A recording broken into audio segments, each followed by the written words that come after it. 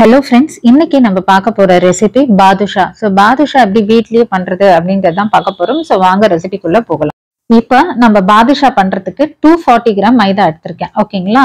So இந்த 240 gram மைதா கூட வந்து 100 கிராம் வந்து வனஸ்பதி டால்டா ஆட் பண்ண போறோம்.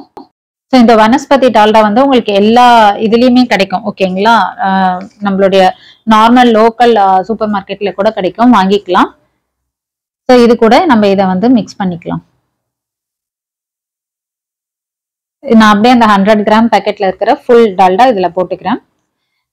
இப்போ இந்த டால்டாவோட இந்த மைதா ஃபுல்லா மிக்ஸ் ஆகணும். ஓகேங்களா? சோ அந்த மாதிரி ஃபர்ஸ்ட் வந்து கை வச்சு இந்த மாதிரி பண்ணிட்டே இருங்க. இப்படியே பண்ணிட்டே இருக்கும்போது அது இந்த டால்டாவோட அந்த மைதா வந்து நல்லா மிக்ஸ் ஆகும். ஓகேங்களா? ரொம்ப வந்து அழுத்தி எல்லாம் பிசையக்கூடாது. ஜஸ்ட் ஃபர்ஸ்ட் நம்ம இந்த டால்டாவை நல்லா இப்படி மிக்ஸ் பண்ணிட்டே இருந்தா போதும். சோ இப்ப பாருங்க, நல்லா வந்து மிக்ஸ் பண்ணியாச்சு. இந்த மாதிரி பிடிச்சா, இந்த மாதிரி வந்து அழுத்தி பிடிச்சிங்கன்னா நல்லா ஒன்னும் ஒட்டிக்கிட்டு இருக்கணும். அந்த அளவுக்கு வந்து அந்த மாதிரி ஒரு பதம் வரணும். ஓகேங்களா? நீங்க கரெக்டா இந்த மெஷர்மெண்ட் எடுத்தீங்கன்னா உங்களுக்கு ஆட்டோமேட்டிக்கா இது வந்துடும். இப்ப வந்து இது கூட நம்ம வந்து baking soda, baking powder, salt இது மூணும் ஆட் பண்ண போறோம். மூணுமே வந்து 1/8 டீஸ்பூன் தான். ஓகேங்களா? இது baking soda. Baking soda, baking powder எதுக்கு ஆட் பண்றோம்னா அந்த சாஃப்ட்னஸ்க்காக ஆட் பண்றது. அதனால நம்ம அந்த பாதுஷா பண்ணும்போது அந்த இதுல லைட்டா கிராக்ஸ் வரும், அது பரவாயில்ல. பட் ஆனா வந்து உங்களுக்கு பாதுஷா வந்து நல்ல லேயராகவும் நல்ல சாஃப்டாகவும் வரும். டால்டாக்கு பதில் நீங்க வந்து நெய் கூட யூஸ் பண்ணலாம். நெய் யூஸ் பண்ணாலும் அதே 100 கிராம் வந்து யூஸ் பண்ணிக்கோங்க. ஓகேங்களா? ஸோ இப்போ வந்து நம்ம baking soda, baking powder, salt இதெல்லாம் பண்ணியாச்சு. இதையும் நான் திரும்ப வந்து எல்லாத்துலயும் மிக்ஸ் ஆகுற மாதிரி பண்ணிக்கலாம். இப்போ மிக்ஸ் பண்ணியாச்சு. இப்போ நம்ம வந்து வாட்டர் இது கூட ஆட் பண்ண போறோம். வாட்டர் வந்து 250 கிராம் மைதானா ஒரு 50 to 60% குள்ள வாட்டர் ஆட் பண்ணணும். ஓகேங்களா? அதாவது 125 ml இருந்து 150 ml ஆகும். இது வந்து மைதா பொறுத்து இருக்கு. ஓகேங்களா? நான் வந்து ஒரு 140 கிராம் வாட்டர் எடுத்திருக்கேன். கொஞ்சம் கொஞ்சமா போட்டு பிசைஞ்சுக்கிறேன். ஸோ இப்போ பாத்தீங்கன்னா நல்லா பிசைஞ்சாச்சு. ஓகே, எனக்கு வந்து 140 கிராம் வாட்டர் ஆயிருக்கு. முன்ன பின்ன 5 கிராம் 10 கிராம் வந்து எல்லாருக்கும் டிஃபர் ஆகும். ஓகேங்களா? ஸோ இது வந்து நல்லா வந்து நம்ம சாஃப்டா பிசையணும். ஓகேங்களா? ரொம்ப அழுத்திலாம் பிசையாதீங்க. சாஃப்டா பிசைஞ்சாலே நல்லா வந்து இந்த டோ வந்து ரொம்ப சாஃப்டா வரும். ஓகே, இங்க பாருங்க, நான் பண்ணும்போதே எவ்வளவு ஈஸியா வந்து அது உள்ள வந்து நல்லா போகுது. அந்த அளவுக்கு சாஃப்டா இருக்கணும் நம்மளுடைய டோ. அப்பதான் பாதுஷாவும் வந்து சாஃப்டா வரும், நல்லா லேயராகவும் நமக்கு வரும். இப்போ நம்ம இந்த பாதுஷா இப்படி எடுக்கிறீங்க இல்லையா, இந்த டோவை இப்படி பிரிச்சிங்கன்னா உள்ள பாருங்க அப்படியே ஒரு மாதிரி திரியா லேயர் மாதிரி வருது பாருங்க. இந்த மாதிரி இருக்கணும். இந்த பதம் வந்தாதான் நமக்கு பாதுஷா வந்து கரெக்டா நம்ம ஸ்வீட் கடையில எல்லாம் வாங்குறோம் இல்லையா, அந்த மாதிரி டேஸ்டோட நல்லா கரெக்டா வரும். இப்போ இது வந்து அப்படியே ஒரு 20 மினிட்ஸ் ரெஸ்ட்ல இருக்கட்டும். அதுக்குள்ள நம்ம வந்து சக்கரை பாகு பண்ணிக்கலாம். இது பாருங்க, இப்படி உள்ள விட்ட உடனே நல்லா உள்ள போயிடணும். அந்த மாதிரி இருக்கட்டும். நீங்க இந்த மெஷர்மெண்ட் பண்ணீங்கனாலே ஆட்டோமேட்டிக்கா உங்களுக்கு இது வந்துடும். ஓகேவா? ஸோ இப்போ இதை நான் வந்து ஓரம் வச்சிடுறேன். வச்சுட்டு நம்ம நெக்ஸ்ட் சுகர் சிரப் பண்ண ஆரம்பிக்கலாம். இப்போ சுகர் சிரப்புக்கு நான் வந்து 3 கப் வந்து சுகர் எடுத்திருக்கேன். இது கூட வந்து நம்ம வாட்டர் வந்து இவ்வளவுதான்ற மெஷர்மெண்ட் எல்லாம் கிடையாது.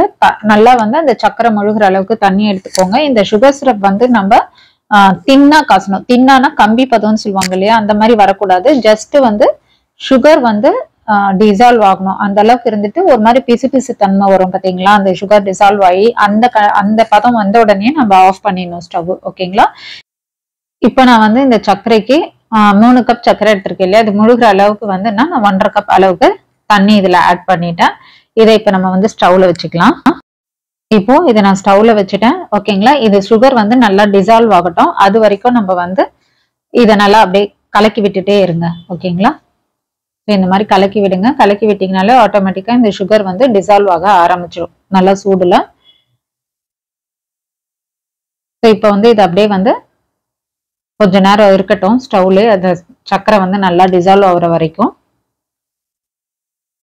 இப்போ நல்லா சுகர் டிசால்வ் ஆச்சு. இது கூட நான் வந்து ஒரு 1/4 டீஸ்பூன் ஏலக்காய் பவுடர் போட்டுருக்கேன். உங்களுக்கு ஏலக்காய் பவுடரும் போடலாம், இல்லை ஒரு 2 ஏலக்காவை தட்டியும் போட்டுக்கோங்க. ஓகேங்களா? 1/2 லெமன் வந்து ஸ்குவீஸ் பண்ணி போட்டுக்கிறேன் அந்த ஜூஸை. ரீசன் என்னன்னா நம்ம இதுல வந்து பாகு எதுவுமே எடுக்கல, ஜஸ்ட் சுகர் டிசால்வ் ஆன உடனே அந்த பிசுபிசுப்பு தன்மை வந்த உடனே நம்ம ஸ்டவ் ஆஃப் பண்ணிடுவோம்.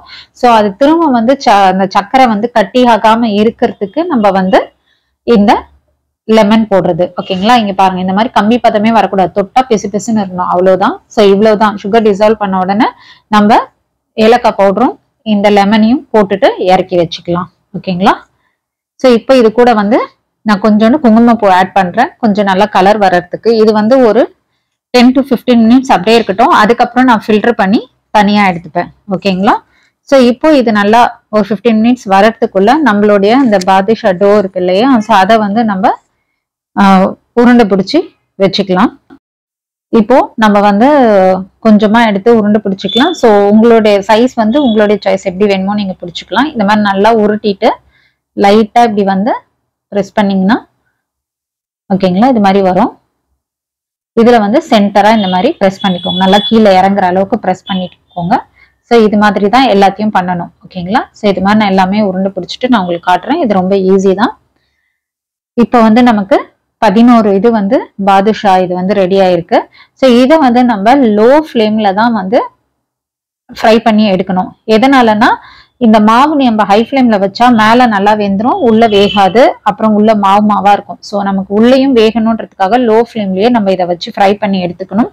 ரெண்டாவது அந்த ஓட்டை வந்து நான் சொன்ன மாதிரி நல்லா போடுங்க, உள்ள நல்லா ப்ரெஸ் பண்ணுங்க, அது வழியா தான் உள்ள இருக்க மாவெல்லாம் வேகும். ஓகேங்களா, ஸோ இப்போ இதை வந்து நம்ம ஃப்ரை பண்ணி எடுத்துக்கலாம். ஸோ ஆல்ரெடி நான் ஸ்டவ்ல வந்து லோ ஃப்ளேம்ல ஆயில் தேவையான அளவுக்கு ஃப்ரை பண்றதுக்கு எடுத்து வச்சிருக்கேன். ஸோ இப்போ இந்த மாதிரி ஒரு பேசின்ல நான் வந்து டிஷ்யூ பேப்பர் போட்டு வச்சிருக்கேன்.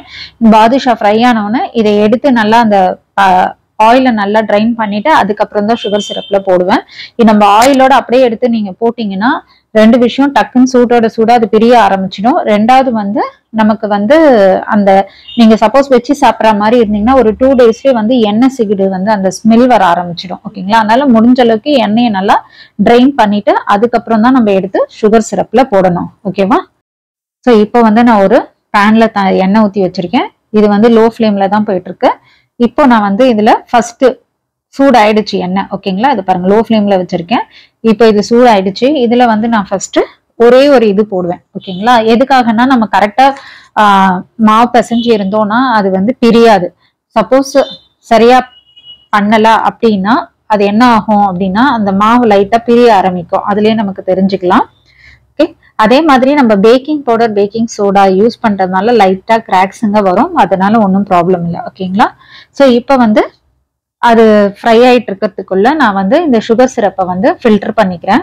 ஏன்னா நம்ம ஏலக்காய் பவுடர் போட்டிருக்கேன், அந்த பவுடரு பிளஸ் இந்த குங்குமப்பூவோட அந்த இதெல்லாம் வந்து நல்லா ட்ரைன் பண்ணி நான் எடுத்துக்கிறேன். ஓகேவா,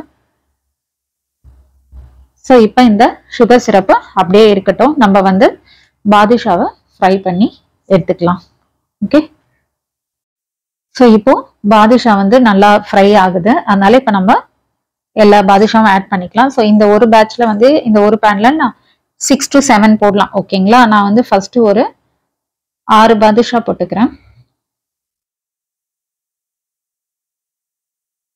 6. ஓகேங்களா, ஸோ இப்போ இது நல்லா வந்து லோ ஃப்ளேம்லயே வந்து ஒரு 10 மினிட்ஸ் ஒரு சைடு, இன்னொரு 10 மினிட்ஸ் இன்னொரு சைடு திருப்பி போட்டிங்கனாலே இது ஆட்டோமேட்டிக்கா இது வந்து ஃப்ரை ஆயிடும். ஓகேங்களா, ஸோ இது மாதிரி லோ ஃப்ளேம்லயே ஃப்ரை பண்ணி எடுத்துக்கலாம்.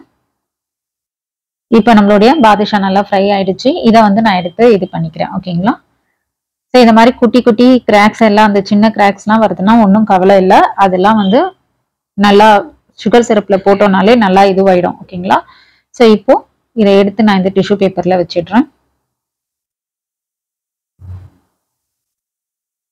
இப்போ இன்னும் மிச்சம் இருக்கிற ஒரு 5 பாதுஷா, மொத்தம் 11 இதுதான் இதுல வந்தது. மிச்சம் இருக்க 5ஐயும் நான் வந்து இன்னொரு பேட்சா நான் வந்து எடுத்து போட்டுக்கிறேன். ஸோ அது ஃப்ரை ஆகிறதுக்குள்ள இது வந்து எண்ணெய் நல்லா வடிஞ்சிரும். ஸோ அப்புறம் இதை எடுத்து நம்ம சுகர் சிரப்ல போட்டுக்கலாம். ஸோ இப்போ நான் மிச்சம் இருக்கிற பாதுஷா இதையும் போட்டாச்சு. ஸோ இதுவும் ஃப்ரை ஆகட்டும். இப்போ வந்து நம்ம சுகர் சிரப்ல பாதுஷா போட்டுக்கலாம். ஓகேங்களா, ஃபர்ஸ்ட் நான் வந்து அந்த 5 நம்ம பண்ணியிருந்தோம் இல்லையா, இது எண்ணெய் வடிஞ்சதுக்கு அப்புறம் இதுல எடுத்து போட்டுக்கோங்க. ஸோ இது 1/2 hour to 1 hour நல்லா வந்து சோக் ஆகட்டும். அப்பதான் உள்ள நல்லா இறங்கும். ஓகேங்களா. ஆயில் வந்து எந்த அளவுக்கு இதுல வந்து ட்ரைன் பண்றீங்களோ அந்த அளவுக்கு உள்ள வந்து சுகர் சிரப் வந்து நல்லா இறங்கும் பாதுஷால.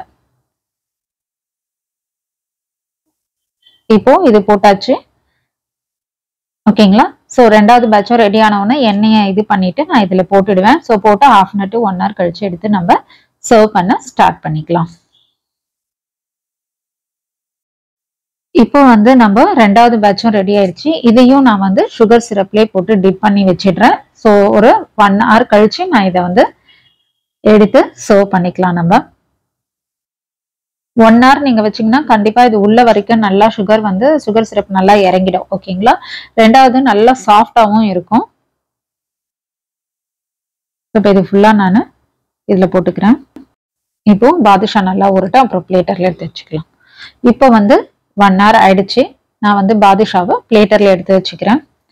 ஸோ நான் இந்த பிளேட்ல எவ்வளவு பிடிக்குமோ அந்த அளவுக்கு நான் பாதுஷா எடுத்து வச்சுக்கிறேன். 5 to 6 அந்த அளவுக்கு நான் எடுத்து வச்சிடுறேன். ஓகேங்களா.